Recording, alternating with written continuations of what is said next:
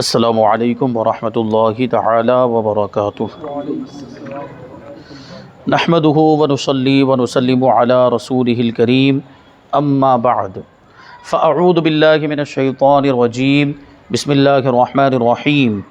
ان اللہ وملائکتہ یصلون علی النبی یا ایہا الذین آمنوا صلوا علیہ وسلموا تسلیما۔ اللہم صلی علی سیدنا ومولانا محمد معدن الجود والکرم وآلہ الکرام وابنہ الکریم وبارک وسلم صلاۃ وسلاما علیک یا رسول اللہ صلی اللہ تعالی علیہ وسلم۔ نجات دلانے والی چیزوں کا بیان جاری ہے۔ اس میں آگے جو بیان آ رہا ہے وہ ہے خوف خدا کا بیان۔ خوف خدا کی اہمیت پر قرآن پاک میں اللہ تبارک و تعالیٰ کا جو ارشاد ہے وہ یہاں پہ شامل کرتے ہیں۔ یہ 27ویں پارے کی سورہ رحمان کی آیت کریمہ، بڑی مشہور و معروف سورت ہے سورہ رحمان۔ اس میں اللہ تبارک و تعالیٰ فرماتا ہے وَلِمَنْ خَافَ مَقَامَ رَبِّهِ جَنَّتَانِ، اور جو اپنے رب کے حضور یعنی اپنے رب کی بارگاہ میں کھڑے ہونے سے ڈرے، اس کے لیے 2 جنتیں ہیں۔ یعنی ظاہر سی بات ہے، اپنے رب کی بارگاہ میں کھڑے ہونے سے ڈرنے کا کیا مطلب ہوا؟ کھڑے ہونے سے مراد اللہ کی بارگاہ میں جواب دینا۔ جو اعمال ہم نے دنیا میں کیے ہیں اس کا حساب و کتاب پروردگار ہم سے لے گا قیامت کے دن، تو وہ بہت سخت دن ہوگا ہمارے لیے۔ تو اچھے اعمال بھی وہاں پر پیش کیے جائیں گے، برے اعمال بھی ہمارے وہاں پر پیش کیے جائیں گے، اور اچھے اعمال کی وجہ سے ہم ثواب کے حقدار ہوں گے، تو برے اعمال کی وجہ سے عذاب کے حقدار ہوں گے، سزا کے مستحق ہوں گے۔ تو وہاں ہمیں حساب کتاب دینا پڑے گا اپنے سارے عمل کا، اور وہاں کسی بھی عمل کا کوئی بھی شخص انکار نہیں کر سکتا۔ وہاں کوئی یہ نہیں کہہ سکتا کہ یہ تو کام میں نے کیا ہی نہیں۔ گناہوں کے کاموں کو دیکھ کر لوگ بہانے، جیسے دنیا میں کسی کی غلطی پکڑی جائے تو بہانے بنا دیتا ہے آدمی کہ یہ تو میں نے کیا ہی نہیں، لیکن وہاں غلطی پکڑی گئی، جو گناہ سامنے ہوں گے وہ تو نامہ اعمال میں لکھے ہوئے ہوں گے، اور اللہ تبارک و تعالیٰ سے کوئی چیز پوشیدہ نہیں، کوئی چیز چھپی ہوئی نہیں۔ وہ ہمارے چھوٹے سے چھوٹے عمل کو جانتا، ہم بھول گئے ہوں گے لیکن اسے یاد ہے۔ اللہ تبارک و تعالیٰ بھولنے سے پاک ہے۔ ہم بھولتے ہیں، بھولنا انسان کا خاصہ ہے، لیکن اللہ تبارک و تعالیٰ بھولتا نہیں، کیونکہ بھولنا ایک عیب ہے۔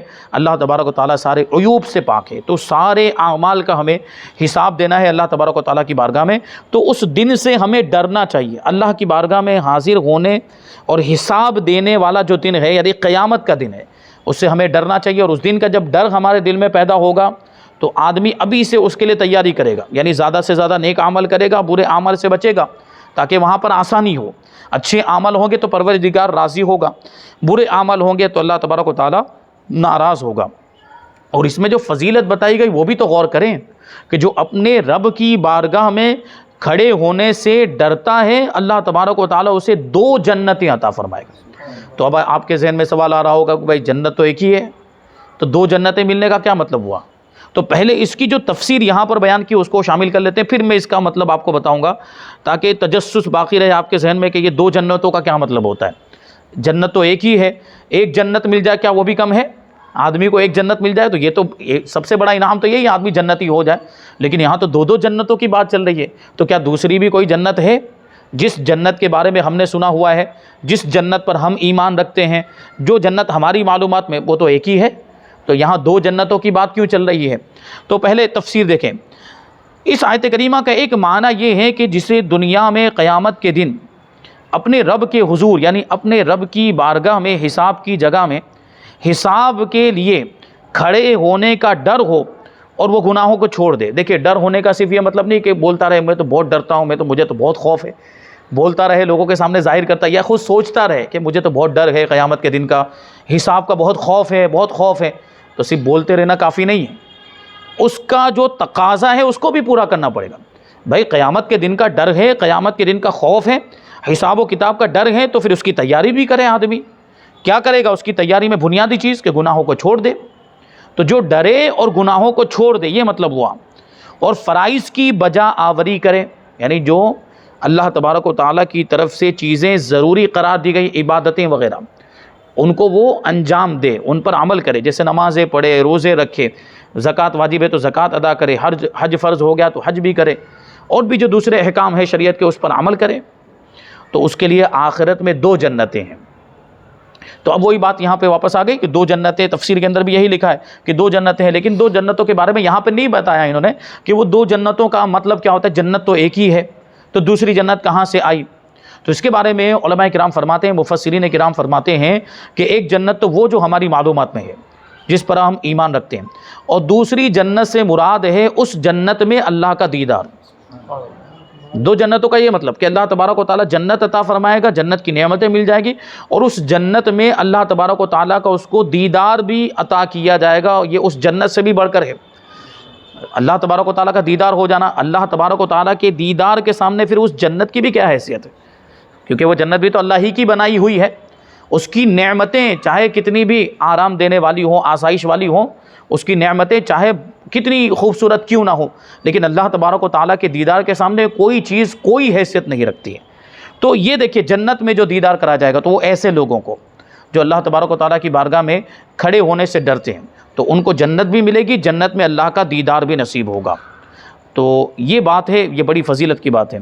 اب اس کے بارے میں حضور پاک صلی اللہ علیہ وسلم نے کیا ارشاد فرمایا، دو حدیثیں یہاں پر لکھی ہوئی ہیں کہ حضور پاک صلی اللہ علیہ وسلم نے ارشاد فرمایا، پہلی حدیث کہ حکمت کی اصل اللہ تبارک و تعالیٰ کا خوف ہے. یعنی آدمی حکیم ہونے کا دعویٰ کرتا ہے، یعنی عقل مند ہونے کا دعویٰ کرتا ہے کہ میں بہت عقل مند ہوں. تو عقل مند اور دانائی کی اصل یہ ہے کہ آدمی اللہ سے ڈرے. مطلب کیا ہوا کہ عقل مند وہی ہے جو اللہ سے ڈرتا ہے. جو اللہ سے نہیں ڈرتا ہے اگرچہ پھر ہزاروں وہ دعوے کرتا رہے کہ میں بہت بڑا عقل مند ہوں، بہت زیادہ ہوشیار ہوں، وہ بے وقوف ہے. بلکہ اس سے بڑا کوئی بے وقوف نہیں جو اللہ سے نہیں ڈرتا ہے. جو عقل مند ہوگا وہ اللہ سے ڈرے گا، جو ہوشیار ہوگا اور جو حکمت والا ہوگا وہ اللہ سے ڈرے گا.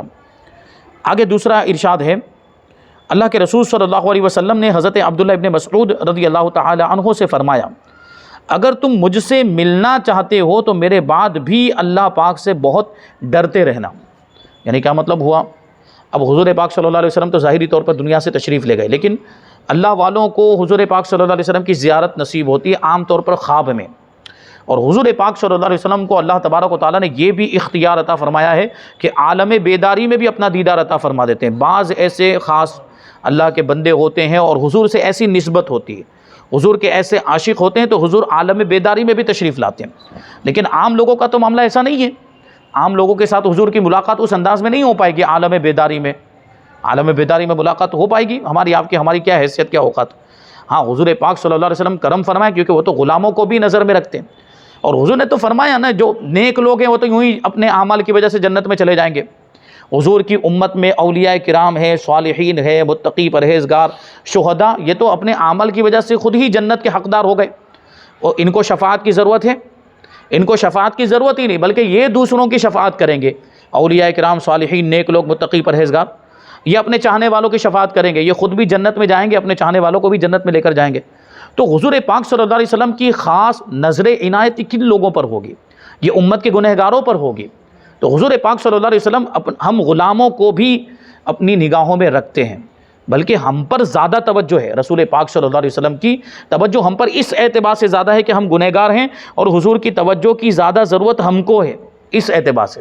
ورنہ کوئی یہ نہ سمجھے کہ بھائی کیا پھر اولیاء کرام سے ہمارا مرتبہ زیادہ ہو گیا، کیا صالحین سے، متقی پرہیزگار لوگوں سے ہمارا مرتبہ زیادہ ہو گیا؟ ایسا تو نہیں ہے. ہاں یقیناً اولیاء کرام کا مرتبہ بڑا ہے اور حضور کی بارگاہ میں ان کو قرب بھی حاصل، ہم سے زیادہ وہ حضور کے قریبی ہیں.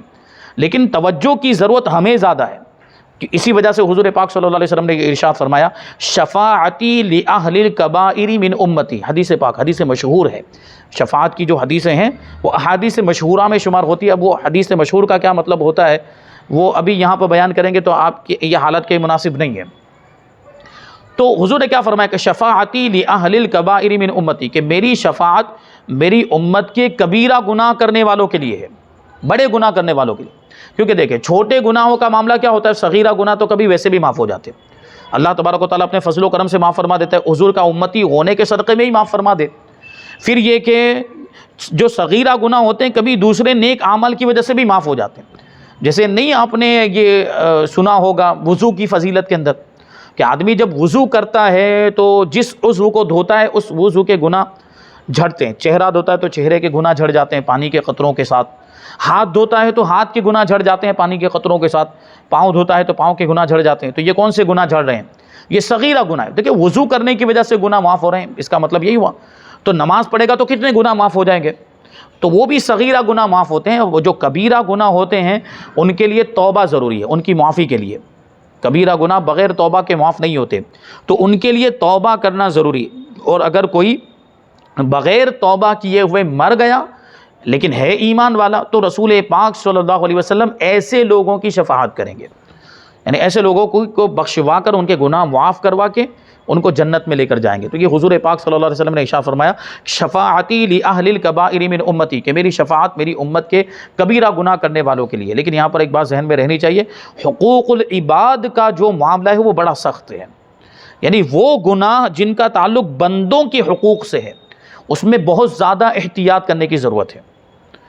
دیکھیے ابھی وہ تقریر کے اندر بھی میں نے یہ واقعہ بیان کیا تھا، لیکن چونکہ آج امام اعظم ابو حنیفہ رضی اللہ تعالیٰ عنہ کا دن بھی تھا تو وہ واقعہ میں یہاں پہ شامل کر لیتا ہوں تاکہ کیا وہ مناسبت کے اعتبار سے امام اعظم کا بھی ذکر ہو جائے اور اس کی بھی برکتیں ہمیں حاصل ہو جائے. وہ ہمارے امام ہیں، ہم ان کے مقلد ہیں، ہم ان کی پیروی کرتے ہیں. تو امام اعظم ابو حنیفہ رضی اللہ تعالیٰ عنہ کا ایک واقعہ جو یوٹیوب پر اگر آپ نے سنا ہو تو، کہ آپ کا ایک مقروض تھا مجوسی. مجوسی مطلب آگ کی پوجا کرنے والا، آتش پرست مشرک ہوا آگ کی پوجا کرنے کی وجہ سے. اس نے آپ سے قرضہ لیا ہوا تھا. امام اعظم ابو حنیفہ رضی اللہ تعالیٰ عنہ اس کے مکان پر تشریف لے جا رہے تھے قرضہ وصول کرنے کے لیے. تو راستے میں کیچڑ تھا، کیچڑ میں آپ کا پاؤں مبارک پڑا اور آپ کے جوتے میں کیچڑ لگ گیا. اب امام اعظم ابو حنیفہ رضی اللہ تعالیٰ عنہ دیکھیں مقام و مرتبہ، جیسا مقام و مرتبہ ہے پھر ویسا تقویٰ بھی ہے. امام اعظم ابو حنیفہ رضی اللہ تعالیٰ عنہ نے اس کیچڑ کو صاف کرنے کی کوشش کی. تو وہ صاف کرنے میں کچھ کیچڑ اڑ کر وہ مجوسی کے مکان کی دیوار پر جا کر لگ گیا. اب امام اعظم ابو حنیفہ پریشان، بھائی ہمارے آپ کے معاملات ہو آج کل کے، کسی کی دیوار پر ہمارے ذریعے سے کیچڑ لگ جائے یا گندگی لگ جائے تو ہمیں تو کچھ بھی پڑی نہیں ہوتی، آگے بڑھ جاتے ہیں بھلے لگ گیا کیا ہے، بلکہ تھوک دیتے ہیں. پان کھانے والے، گٹکا کھانے والے کسی کی بھی دیوار پر پچکاری مار دیتے ہیں اور کوئی بھی پرواہ نہیں کرتے کہ اس کو برا لگے گا یا اس کو تکلیف ہوگی، اس کو ناگوار گزرے گا، کوئی فکر نہیں. جبکہ کتنا بڑا گناہ ہے کسی کو تکلیف پہنچانا، کسی کو ایذا دینا، بہت بڑا گناہ ہے. اب امام اعظم ابو حنیفہ، وہ ظاہر سی بات امام اعظم ہے، سب سے بڑے امام ہیں، تو شریعت پر عمل بھی ان کا ویسا ہے، ان کا تقویٰ بھی ویسا. اور پھر یہ دیکھیں کہ یہ تقویٰ، یہ بزرگان دین کا تقویٰ جو ہوتا ہے نا وہ صرف ان کے لیے مفید نہیں ہوتا، بسا اوقات دوسروں کو بھی اس کا فائدہ پہنچتا ہے. امام اعظم کے تقوی کو دیکھ کر دیکھیے وہ مجوسی پر کیا اثر ہوتا ہے، وہ آگے آئے گا. تو امام اعظم ابو حنیفہ رضی اللہ تعالیٰ عنہ پریشان ہے کہ اب اس کی دیوار کو صاف کیسے کرے، کیونکہ ہمارے آج کل کی مکانات کی طرح جو پکی دیواریں سیمنٹ کا یہ پلاسٹر وغیرہ نہیں ہوتا تھا کہ بھائی اس کو آسانی کے ساتھ صاف کیا جا سکے. اس زمانے میں وہ مٹی کی دیواریں ہوتی تھیں، مٹی کے ذریعے سے لپائی پوتائی ہوتی تھی. اور تو امام اعظم ابو حنیفہ رضی اللہ تعالیٰ نے پریشان کہ اگر میں کیچڑ کو صاف کرتا ہوں تو وہ دیوار کی مٹی بھی اکھڑ جائے گی ساتھ میں، اور اگر اس کو کیچڑ کو رہنے دیتا ہوں تو دیوار عیبدار ہو گئی ہے، دیوار خراب ہو رہی ہے. دونوں چیزیں، دونوں طرف سے حقوق العباد کے معاملے میں پھنس رہے ہیں کہ دیوار کی اگر مٹی اکھڑ جاتی ہے تو وہ مٹی جو اس نے لگائی تھی وہ اکھڑنے کی وجہ سے دیوار میں پھر دوبارہ مٹی لگانی پڑے گی اور یہ بھی تو اس کو ناگوار گزرے گا. اور اگر کیچڑ رہنے دیتے ہیں تو دیوار خراب لگ رہی ہے، دکھنے میں عیبدار ہو گئی ہے. تو امام اعظم ابو حنیفہ رضی اللہ تعالیٰ عنہ اسی شش و پنج میں تھے، یعنی اسی پریشانی کے عالم میں تھے. آپ نے سوچا لاؤ اسی کو پوچھ لیتے ہیں جس کا معاملہ ہے. تو دروازہ کھٹکھٹایا، دستک دی، وہ باہر نکلا. اب مجوسی وہ تو مقروض تھا، اس نے قرضہ لیا ہوا تھا، تو وہ سمجھا کہ امام اعظم جو ہے کہ قرضہ وصول کرنے کے لیے آئے. تو وہ ٹال مٹول کرنے لگ گیا کہ اب یہ لینے آئے کہاں سے لا کر، ابھی نہیں ہے یہ، وہ جائیے ابھی فلاں بعد میں لے لیجیے گا. تو دیکھیں امام کیا فرماتے ہیں، امام کہتے ہیں کہ قرضہ تو بعد میں ادا ہوتا رہے گا، پہلے یہ بتاؤ کہ دیوار کیسے صاف کی جائے. امام اعظم کہتے ہیں کہ پہلے یہ بتاؤ کہ دیوار کیسے صاف کی جائے. وہ کہتا کیا ہو گیا؟ تو امام اعظم کہتے ہیں کہ آ رہا تھا یہ جوتے میں جو ہے کیچڑ لگ گیا، کیچڑ کو صاف کرنے میں یہ کیچڑ اڑ کر آپ کی دیوار پر لگ گیا ہے. اب اگر میں اس کو صاف کرتا ہوں تو مٹی بھی نکل آئے گی، رہنے دیتا ہوں تو دیوار عیبدار ہو گئی ہے. تو کیا کیا جائے، اس کے صاف کرنے کا طریقہ کیا ہوگا، اس کے صاف کرنے کی صورت کیا ہوگی، تم ہی بتاؤ.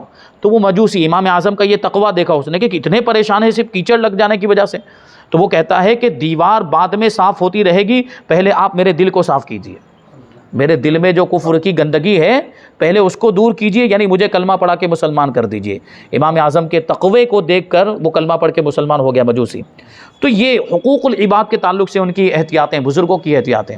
امام اعظم ابو حنیفہ کے ہم مقلد ہیں، تو ہمیں اس انداز میں حقوق العباد کا لحاظ رکھنا چاہیے، کیونکہ دیکھیے میں نے بھی عرض کیا کہ صغیرہ گناہ تو جو ہوتے ہیں وہ دوسرے نیک اعمال کی وجہ سے معاف ہو جاتے ہیں، کبیرہ گناہ توبہ کے ذریعے معاف ہو جاتے ہیں۔ اگر توبہ نصیب ہو جائے، اللہ تبارک و تعالی ہمیں مرنے سے پہلے توبہ کی توفیق عطا فرمائے، بلکہ جتنا جلدی ہو سکے اتنا جلدی ہمیں اپنے گناہوں سے توبہ کرنے کی توفیق عطا فرمائے۔ توبہ کا بیان پیچھے گزرا، اس کی کیا فضیلت ہے آپ جانتے ہیں۔ اور یہ دیکھیے جو کبیرہ گناہ ہے وہ توبہ سے معاف، لیکن جو حقوق العباد سے تعلق رکھنے والے گناہ ہیں نا، ان کا معاملہ سخت ہے۔ کیسے سخت ہے؟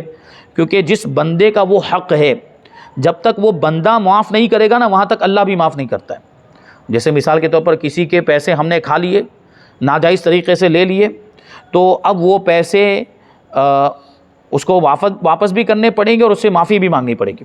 اب جب تک وہ نہیں معاف کرے گا، اللہ بھی معاف نہیں کرے گا۔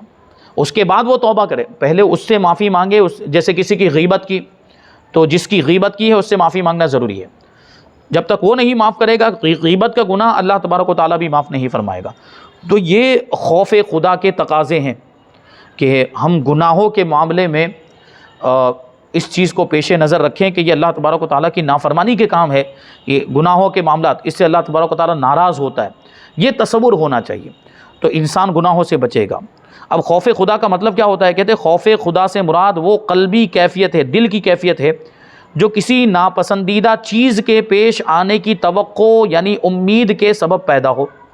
یعنی کوئی چیز آنے والے زمانے میں کوئی ناپسندیدہ چیز ہے، ایسی چیز ہے کہ جو ہمیں پسند نہیں ہے، جو ہمیں بری لگتی ہے، جیسے مصیبت ہے، اس کا ہمارے دل میں ڈر ہو، وہ کیفیت پیدا ہو اس کے تعلق سے ناپسندیدگی والی، تو اسی کو خوف کہتے ہیں۔ مثلاً پھل کاٹتے ہوئے چھری سے ہاتھ کے زخمی ہو جانے کا ڈر۔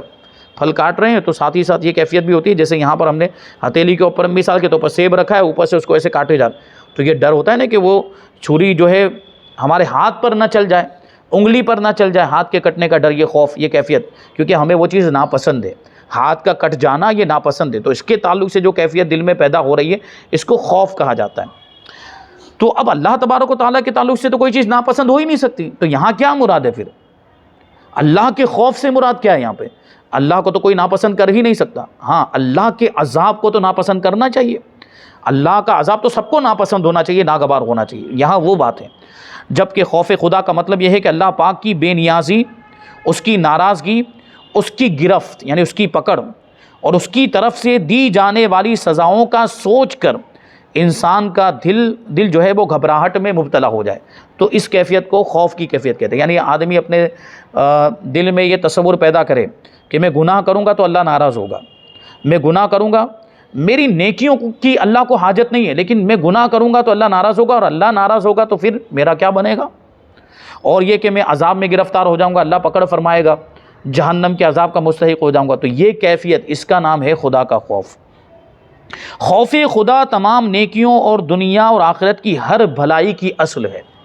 خوف خدا نجات دلانے اور جنت میں لے جانے والا کام ہے، کیونکہ دیکھیے خوف خدا جس کو یہ نعمت مل جائے، بہت بڑی نعمت ہے، جس کے دل میں خدا کا خوف پیدا ہو جائے، یعنی جو اللہ سے ڈرنے لگ جائے، تو کیا ہوگا؟ اس کا نتیجہ کیا ہوگا؟ اس کا نتیجہ یہ ہوگا کہ پھر وہ گناہوں سے بچے گا، وہ زیادہ سے زیادہ نیکیاں کرے گا، تو نیک بن جائے گا، اللہ کا محبوب بندہ بن جائے گا پھر وہ۔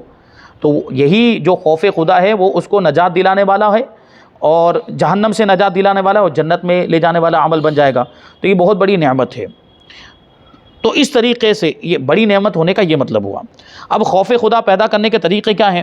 تو فرماتے کہ رب کریم کی بارگاہ میں سچی توبہ کر لیجئے۔ سب سے پہلے تو سچی توبہ کی جائے، اور خدا کے خوف کے حصول کے لیے بارگاہ رب العزت میں دعا کریں کہ اللہ تعالی ہمیں بھی خوف خدا عطا فرمائے۔